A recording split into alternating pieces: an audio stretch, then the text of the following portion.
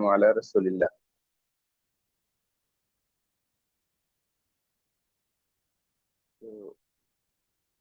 بسم اللہ والحمد للہ والصلاۃ والسلام علی رسول اللہ وبعد۔ آج کا جو ہمارا درس ہے حقیقت اور مجاز، اس سے پہلے راجح اور مرجوح پڑھے تھے۔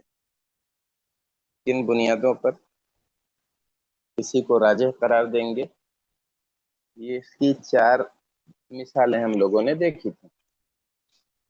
قول کو ترجیح دیں گے فعل پر، جیسے الفخذ عورہ ہے، یہ نبی کا قول ہے، اور حسر النبی عن فخذہ، یہ نبی صلی اللہ علیہ وسلم کا فعل ہے۔ دونوں کا باہم ٹکراؤ ہے، اس لیے ایک کو اختیار کرنا ہے، ایک کو مرجوح قرار دینا ہے۔ تو جس کا تعلق آپ کی بات سے ہے، آپ کی زبان مبارک سے ہے، اسے راجح قرار دیا۔ اچھا، دوسری مثال تھی مثبت کو ترجیح دیں گے، جس میں کسی چیز کا اس بات ہو، ثابت کیا گیا ہو کسی چیز کو، زائد چیز جس میں ثابت ہو، نفی نہ ہو، اور جس میں نفی ہے، جس میں انکار ہے، جو منفی ہے، اسے مثبت پر ترجیح دیں گے۔ جیسے خانہ کعبہ میں نماز پڑھنے کی بات تھی، تو ایک روایت میں اس بات ہے اور ایک روایت میں نفی ہے، اور دونوں باہم ٹکرا رہے ہیں، تو اس بات والی روایت کو ترجیح دیں گے، اسے راجح قرار دیں گے۔ ان رسول اللہ صلی اللہ علیہ وسلم صلی فی جوف الکعبہ، یہ بلال کی روایت ہے اور اسے ترجیح دی گئی، اور ابن عباس کی روایت جس میں لم یصلی فی ہے، اسے مرجوح قرار دیا گیا۔ تیسرا طریقہ، صاحب قصہ اگر کوئی ہے تو اس کی روایت کو ترجیح دیں گے۔ جس کے ساتھ معاملہ پیش آیا ہے وہ بہتر جانتا ہے، وہ کیونکہ اس سے ملوث ہے اس میں، اور اس واقعے کو اچھی طرح سے وہ جانتا ہے نسبتاً۔ تو صاحب واقعہ اگر کوئی ہے، صاحب قصہ کوئی ہے، اور وہ بیان کرے تو اس کی بات میں دم ہے اور اسے ترجیح دیں گے۔ جیسے میمونہ رضی اللہ عنہا سے نکاح کا مسئلہ تھا، تو وہ کہتی ہیں، خود یہ صاحب قصہ ہیں، کہتی ہیں ان النبی تزوجہا وهو حلال، نبی نے نکاح کیا اس حال میں کہ آپ حلال تھے، اور ابن عباس کہتے ہیں کہ نبی نے نکاح کیا کہ اس حال میں آپ محرم تھے، احرام میں تھے، تو صاحب قصہ کی بات کو ترجیح دی گئی۔ چوتھا طریقہ کیا ہے؟ روایت کو ترجیح دیں گے رائے پر۔ کبھی ایسا ہوتا ہے کہ رائے الگ ہے، روایت راوی کی الگ ہے، تو روایت کو لیں گے۔ جیسے ابو ہریرہ رضی اللہ عنہ یہ کہتے ہیں کہ 3 مرتبہ دھلیں گے اگر کسی کتے نے کسی کے برتن میں منہ ڈال دیا ہے تو، اور یہی ایک اور حدیث روایت کرتے ہیں، اذا ولغ الكلب فی اناء احدکم، تو یہاں ہے ثم لیغسلہ 7 مرات، اسے 7 مرتبہ دھلنا چاہیے۔ تو اب ان کی رائے نہیں لیں گے، بلکہ ان کی روایت کو مقدم رکھیں گے اور اسے راجح قرار دیں گے۔ تو اس بات کو، صاحب قصہ کی روایت کو اور راوی کی روایت کو ترجیح ملے گی۔ ٹھیک ہے، روایت، راوی کی روایت اور صاحب قصہ کے واقعے کو یا اس کی روایت کو، ایسے ہی بات اور قول کو، اور اس بات کو یا مثبت کو ترجیح دیں گے منفی پر۔ اب آتے ہیں حقیقت اور مجاز۔ حقیقت اور مجاز۔ حقیقت کیا ہے، مجاز کیا ہے، اس کی تعریف دیکھتے ہیں۔ حقیقت اور مجاز۔ حقیقت کی تعریف: اللفظ المستعمل فيما أودع له۔ اللفظ المستعمل فيما أودع له، حقیقت کہتے ہیں مستعمل لفظ کو، ایسا لفظ جو استعمال ہوا ہو، فيما أودع له، اس معنی میں جس کے لیے بنایا گیا ہے، یعنی اپنے مقررہ معنی میں استعمال ہونے والا لفظ حقیقت کہلاتا ہے، جو اسی معنی کے لیے استعمال کیا جائے جس معنی کے لیے بنایا گیا ہے۔ تو اللفظ المستعمل فیما اودع لہ، اودع جس کے لیے بنایا گیا ہے، جس کے لیے اسے لایا گیا ہے، یعنی اپنے مقررہ معنی میں، اپنے متعینہ معنی میں استعمال ہو، وہ حقیقت ہے۔ جو لفظ جس معنی کے لیے بنایا گیا ہے اسی معنی میں استعمال ہو، چاہے لغوی معنی ہو، چاہے شرعی معنی ہو، چاہے عرفی معنی ہو، جس معنی کے لیے بنا ہے اسی میں استعمال ہو۔ مجاز کی تعریف کیا ہوگی؟ مجاز کہتے ہیں اس کا الٹا، اللفظ المستعمل فی غیر ما اوضیع لہ، فی ما اوضیع لہ وہاں تھا، یہاں ہے فی غیر ما اوضیع لہ، یعنی ایسا لفظ جو استعمال ہوا ہو فی غیر ما اوضیع لہ، اس معنی میں جس کے لیے وہ بنایا نہیں گیا ہے، یعنی جس کے لیے بنایا گیا ہے اس کے علاوہ کسی معنی میں استعمال ہو تو وہ مجاز ہے۔ لفظ اسد بنایا گیا ہے درندے کے بارے میں جو چیر پھاڑ کے کھا جاتا ہے، جو جنگل کا راجا ہوتا ہے، یہ اس کے لیے بنا ہے، لیکن کبھی کبھی بہادر آدمی کے لیے بھی بولا جاتا ہے یہ لفظ۔ تو بہادر آدمی کے لیے جب بولا گیا ہے تو گویا کہ اپنے اس معنی میں استعمال نہیں ہوا ہے جس معنی کے لیے اسے بنایا گیا تھا۔ اسد یہ آدمی کے لیے نہیں بنا ہے، اسد تو یہ اس شیر یا اس جانور کے لیے بنا ہے جو پھاڑ کھانے والا درندہ ہے۔ تو اب اپنے معنی سے ہٹ کے کسی اور معنی میں اگر استعمال ہو تو وہ مجاز ہے۔ حقیقت اور مجاز کی مثال نمبر 1، جیسے لفظ اسد، اس کا معنی شیر لیں تو یہ حقیقی معنی ہوگا، اور اگر اس کا معنی بہادر آدمی لیں گے تو یہ مجازی معنی ہوگا۔ اسد کا اگر حقیقی معنی لیں، اسد آیا ہے جنگل سے اور مراد ہو وہی درندہ تو یہ حقیقی معنی ہوا، لیکن کہیں کہ اسد آیا ہے آفس سے، اسد آیا ہے میدان جنگ سے، اور مراد بہادر آدمی لیں تو یہ مجازی معنی ہوگا۔ اچھا یہ واضح ہے۔ حقیقت اور مجاز کی مثال نمبر 2، بل یداہ مبسوطتان، ید ہم جانتے ہیں جس میں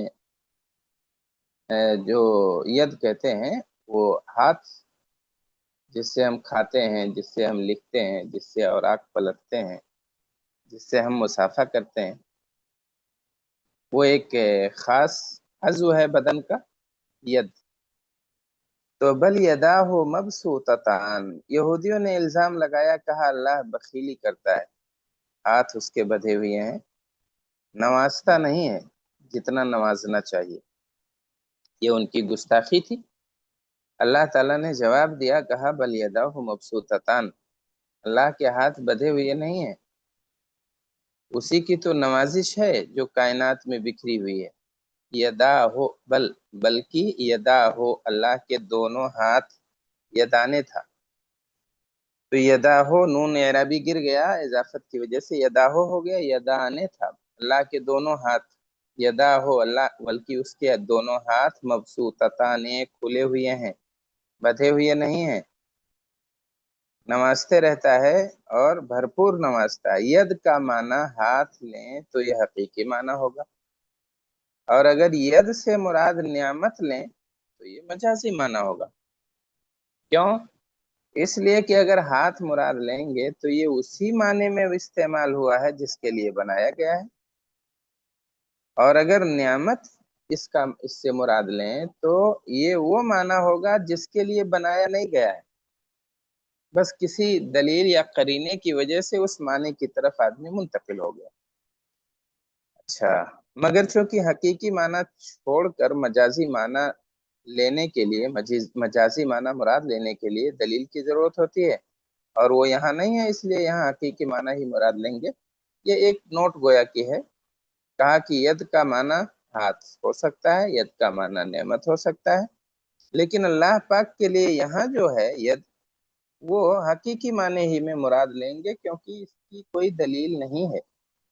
मजाजी माना मुराद लेने की कोई दलील नहीं है। तो आप अभी ये जानिए कि हकीकत और मजाज की हमने दो मिसालें देखी हैं। एक मिसाल देखे हैं असद की, और एक मिसाल आई है यद की। तो अब असद का माना अगर हम शेर लेंगे तो हकीकी माना होगा, और अगर बहादुर इंसान लेंगे तो मजाजी माना होगा। ऐसे ही यद आया हुआ है, अगर इससे मुराद हाथ लेंगे तो यह हकीकी माना है, और अगर इससे मुराद नेमत लेंगे तो ये मजाजी माना है। नेमतें हाथ ही से हो पाती हैं, नेमतों का वो बहरहाल। तो नेमत कुछ लोग मुराद लेते हैं, लेकिन कह रहे हैं कि यहाँ नेमत मुराद लेने की कोई दलील नहीं है, लिहाजा हम हकीकी माने ही पर उसे महमूल करेंगे। अच्छा, तो हकीकत की तारीफ देख लिए, अल्लफ्जुल मुस्तामल फी माउज़ी अला। मजाज की तारीफ सुन लिए, अल्लफ्जुल मुस्तामल फी गैरि माउज़ी अला। और हकीकत और मजाज की दो मिसालें देख लिए, एक शेर और एक यद। अब आते हैं हकीकत का हुक्म। किसी भी लफ्ज का असल में हकीकी माना ही मुराद लिया जाएगा। अगर हकीकी व मजाजी में तारुज हो जाए तब भी हकीकी माना ही मुराद होगा। जिसके लिए बना है वही माना मुराद लेंगे, चाहे टकराव हो या टकराव ना हो। हकीकी व मजाजी में तारुज हो जाए तब भी हकीकी माना ही मुराद होगा। यानी असल यह है कि हकीकत में जिस लफ्ज के लिए, जिस माने के लिए वो लफ्ज बना है वही मुराद लेंगे, हकीकी माना ही मुराद लेंगे। लेकिन कभी कभी दलील आ जाती है मजाजी माना मुराद लेने की, तो हम जो है मजाजी माना मुराद लेते हैं, लेकिन असल यह है कि उसे हकीकत पर ही महमूल करेंगे।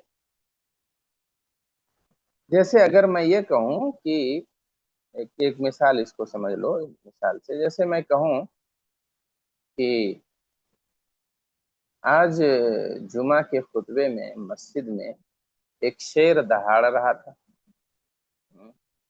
तो जाहिर है जहन में क्या आएगा? क्या यही माना आएगा कि हाँ, जंगल का शेर बावजू हो के मस्जिद में आया, मिंबर पे चढ़ा और दहाड़ना शुरू किया? ऐसा तो नहीं हो सकता है। तो अगर मैंने कह दिया कि मिंबर पे जुमा में आज एक शेर दहाड़ रहा था, तो मतलब यही होगा कि इसका करीना यही है, उसका पस मंजर यही है कि जब मिंबर पे दहाड़ने की बात आई है तो वो जंगली जानवर नहीं हो सकता है, कोई बहादुर आदमी होगा, कोई आलिम होगा और खूब अच्छे से खिताब किया होगा। तो अगर ये करीना है तब तो हम मजाजी माने की तरफ जाएंगे, और अगर ऐसा कुछ नहीं है तो हकीकत असल यही है कि हम उसका हकीकी माना ही मुराद लेंगे। मैं कहूँ जंगल में शेर दहाड़ रहा था, तो अब जो है जंगल में शेर दहाड़ रहा था तो हम उसका हकीकी माना ही मुराद लेंगे, बहादुर माने या मजाजी माने की तरफ नहीं आएंगे। अच्छा, हकीकत की अब किस्म भी देख लेते हैं। चार किस्में हैं। 4 قسمیں انہوں نے 4 بتائی ہے، بہرحال 4 قسمیں پڑھتے ہیں۔ نمبر 1، اہل لغت کے نزدیک حقیقی معنی لغوی ہوگا، یعنی لغوی معنی، اصطلاحی معنی اور عرفی معنی۔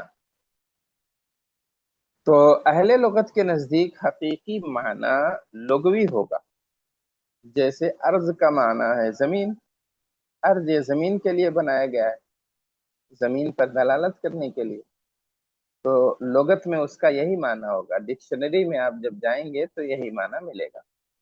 تو اہل لغت کے نزدیک حقیقی معنی لغوی ہوگا، جیسے ارض کا معنی زمین لیتے ہیں وہ، تو یہ حقیقی معنی ہے۔ لغت کے اہل زبان کے نزدیک لغوی معنی ہی حقیقی معنی ہوگا، اور اہل فن کے نزدیک حقیقی معنی اصطلاحی ہوگا، یعنی اہل فن نے اگر کسی لفظ کو بنایا ہے کسی معنی پر دلالت کرنے کے لیے تو وہی حقیقی معنی ہوگا، جو اہل فن نے جو لفظ بنا دیا ہے، جو لفظ متن، جیسے حدیث، حدیث کسے کہتے ہیں؟ حدیث تو ویسے لغت اہل حدیث کا مطلب بات بتاتے ہیں، تو اب کیا ہے بات ہی حقیقی معنی ہوگا؟ تو کہہ رہے ہیں نہیں، حدیث کا مطلب بات تو ہوتا ہے لیکن یہ اہل لغت کے نزدیک، اور اگر اہل فن نے کسی لفظ کو متعین کر دیا ہے کسی معنی کے لیے تو وہی حقیقی معنی ہوگا، اسی کی طرف جائیں گے پہلے۔ اب حدیث اگر کوئی بولے تو محدثین نے حدیث کا معنی طے کر دیا ہے، حدیث کسے کہتے ہیں؟ حدیث محدثین کے نزدیک کیا ہے؟ نبی کا قول ہے، نبی کا فعل ہے، نبی کی تقریر ہے، تو یہ نبی کا قول، نبی کا فعل، نبی کی تقریر حدیث ہے۔ جب حدیث بولا جائے گا تو اہل فن کے نزدیک وہ حقیقی معنی ہی ہوگا، اس سے مراد حقیقی معنی جو لوگ طے کیے ہیں وہی ہوگا۔ تو یہ نہیں کہے گا کہ نہیں حدیث کا تو معنی یہ ہوتا ہے لہذا یہ معنی مراد لیں گے، تو ہم کہیں گے نہیں، اہل فن ہے وہ، اہل فن نے اپنی اصطلاح میں ایک معنی طے کر دیا ہے تو اب وہی معنی مراد ہوگا اور وہی اصلی اور حقیقی مانا جائے گا، یہ نہیں کہیں گے کہ یہ مجازی معنی ہے۔ اچھا، نمبر 3، عامت الناس کے نزدیک حقیقی معنی عرفی ہوگا، یعنی عام لوگوں میں اگر کسی لفظ کو اسی کام کے لیے اسی چیز کے لیے بولا جانے لگا ہے تو کہیں گے کہ کیونکہ عامت الناس عوام کے نزدیک یہ معنی طے ہو چکا ہے عرف میں، لہذا عرفی معنی حقیقی معنی ہوگا۔ جیسے دابہ ہے، یہ چوپائے کے لیے استعمال ہوتا ہے اور یہ عام لوگ اس کو بولتے ہیں اور ان کے عرف میں یہی معنی مراد لیا جاتا ہے، تو وہ حقیقی معنی ہوگا۔ نمبر 4، شریعت کے نزدیک حقیقی معنی شرعی ہوگا۔ اب شریعت کے نزدیک حقیقی معنی کیا ہوگا؟ یعنی شرعی مطلب جو ہے وہی اس کا حقیقی معنی ہے، لیکن یہ شریعت میں۔ اچھا، جیسے صلاۃ ہے، تو صلاۃ کا جو شرعی معنی ہے اہل شریعت کے نزدیک وہی حقیقی معنی ہوگا۔ جیسے صلاۃ اگر کوئی بولے تو صلاۃ کیا ہے؟ صلاۃ کا ایک معنی ہوتا ہے درود پڑھنا، اور صلاۃ کا ایک مطلب ہے وہ نماز جو اللہ کے لیے ادا کی جاتی ہے، جس میں کبھی قیام ہے، کبھی رکوع ہے، کبھی سجود ہے، کبھی قعدہ ہے، تشہد ہے، تو یہ نماز، یہ صلاۃ، یہ حقیقی معنی ہے۔ صلاۃ اگر بولا گیا ہے تو شرعی معنی مراد لینا اہل شریعت کے نزدیک یہ حقیقی معنی ہے۔ تو ایک معنی ہے اہل لغت کے نزدیک، ایک اہل فن کے نزدیک، ایک عوام کے اندر، اور ایک شریعت کے نزدیک۔ اسی لیے ہم کہتے ہیں شرعی تعریف اس کی یہ ہے، اصطلاحی تعریف اس کی ہے، اس لفظ کی لغوی تعریف یہ ہے، اور اس لفظ کی عرفی تعریف یہ ہے۔ ایسے بولتے ہیں نا، کسی لفظ کا مطلب سمجھانے کے لیے کہتے ہیں دیکھو پہلے ہم اس کی لغوی تعریف دیکھ لیتے ہیں، یعنی اہل لغت نے کیا مطلب بتایا ہے، پھر کہتے ہیں چلو اچھا اصطلاحی تعریف سمجھ لیتے ہیں، یعنی اہل فن نے اس کا کیا مطلب بتایا ہے، پھر کہتے ہیں کہ اچھا شرعی تعریف کے لیے، یعنی شریعت کے نزدیک اس کا کیا معنی ہے، اور ایک ہوتا ہے عرفی تعریف، عرف یعنی عامت الناس۔ تو یہ حقیقت کی 4 قسمیں ہیں، اور حقیقت کا حکم ہم لوگ دیکھ لیے، حقیقت اور مجاز کی مثال ہو گئی اور اس کی تعریف ہو گئی۔ اس کو آپ لوگ اچھے سے یاد کیجئے۔ ابھی جو وقفہ بچا ہے تھوڑا سا 15 منٹ، اس میں آپ لوگ اس کو یاد کریں، اور کوئی سوال ہو تو سوال کیجیے۔